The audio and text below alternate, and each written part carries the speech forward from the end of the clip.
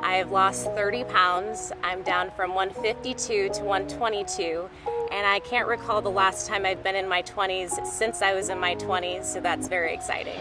I initially found Almased in an airline magazine ad, and I had to look up those reviews. I did see so many great results from people. They were raving about this product, and I just had to go out and buy it. I never considered myself overweight, but I did find that gradual climb of the increase in my scale, and I started to feel slightly frumpy. I tried multiple products, I did master cleanses, I ate healthy, I worked out, I ran at least 3 miles 3 to 4 times a week, and I never saw the results that I got from Almased. For those of you out there that have tried many different diets to try to break out of that cocoon of that stubborn belly fat, I would say try to give Almased a shot.